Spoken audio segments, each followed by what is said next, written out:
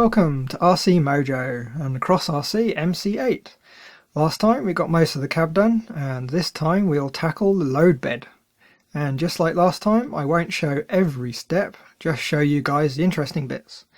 If you want to see the entire build, there will be a time lapse after we're done with the build.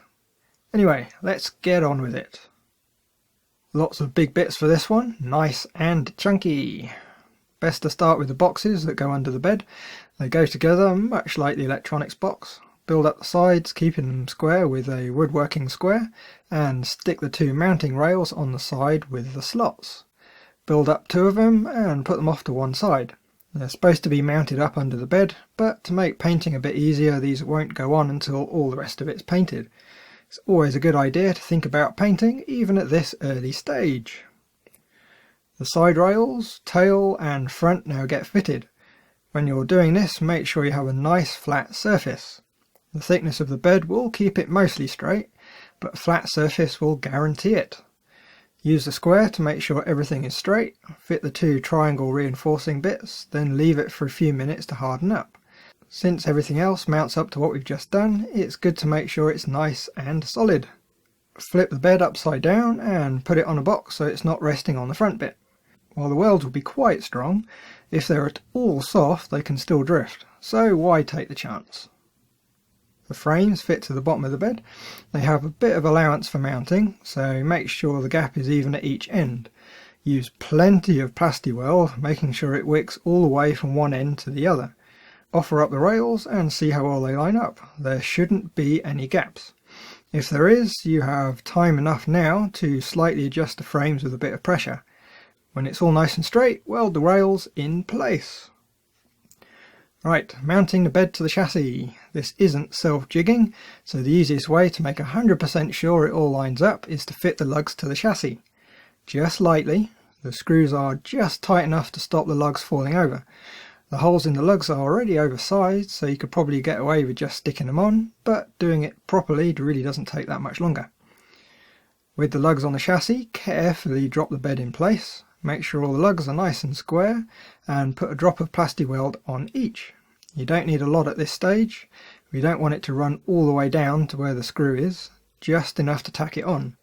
Leave it for 20 minutes or so to harden up before moving it around too much. In the meantime, I'm going to fit the electronics box. It just gets attached with 4 cap heads and washers. Fits the chassis perfectly. Same with the lid, nice.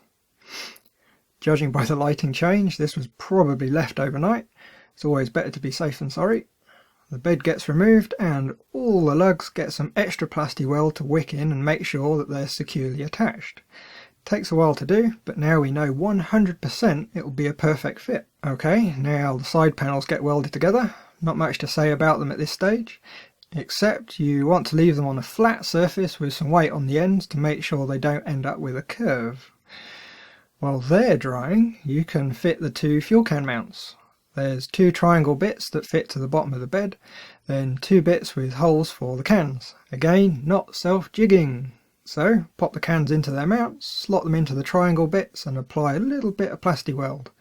Not on the cans, just on the mount. Let it harden up and carefully slide the cans out. Without the cans, these are extremely delicate, so be a bit careful around them. Oh yes, and this bit is a little bit on the tedious side. The side panels have many little plastic detail parts on them. Does take a while to do. Okay, on the back side of the side panels, these black bits get welded onto the middle of the uprights. They're the bits that slot into the holes along the side of the bed. The tail panel gets some small detail parts fitted, thankfully not as many as on the sides, and 2 mounting guides. Won't call them mounting posts as they're a lot smaller than the holes, but they could always be beefed up with some styrene, but I don't think it will be necessary. Okay, bed back on the chassis, fuel cans on so we don't break the mounts, side panels and tail panel on. Looking good. Aha, okay, this is what the drill bit's for. You need to drill into the sides of the front and tail panel to line up with the holes in the ends of the side panels. Another job for 3 hands. Don't be tempted to use a power drill. It's far too easy to go too high with the RPM, causing a build-up of heat. The walls of the holes are going to be a bit thin, so you'll melt right through them. So just use a hand drill. The plastic is really easy to cut. The included drill bit, while I'm sure won't last long, is nice and sharp, so it will make easy work. Do one corner at a time, drill the 2 holes and install the screws. Make sure the panels are nicely seated before starting each hole. Fit the bottom screws, then pop the bed off and flip it upside down, as it's easier to get the last screws in. These are the longer ones with some nylock nuts. When they're all installed, you end up with a very strong structure. Right, mud flaps on. These are rubber, look pretty good, but I can't help thinking they're going to get in the way. But we'll find out when we start running off-road.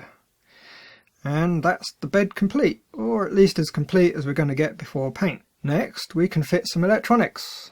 We're going to keep it simple for now, won't go into much detail. For testing, I'll be using a Tamiya 104BK. I think that's the one that came with our Tamiya Subaru. As it's driving a 45-turn motor, it shouldn't generate much, if any, heat, so it will be fine living in the box. For radio, there's one of our small Ansman jobbies, and because the Tamiya ESC doesn't have a built-in Beck, I've got a cheap 6-volt jobby to run the radio and servos. But with a chip this heavy, an external Beck isn't a bad idea anyway. They all get fitted with a bit of sticky back Velcro, with the switch coming out the side hole and the antenna out the front. And the motor and battery and servo wires come out the back. The lid goes on and we can do a cheeky little test. With the transmitter on, the battery gets connected and the ESC turned on. And that works. Cool. Then you can connect up the motor, which is easier said than done.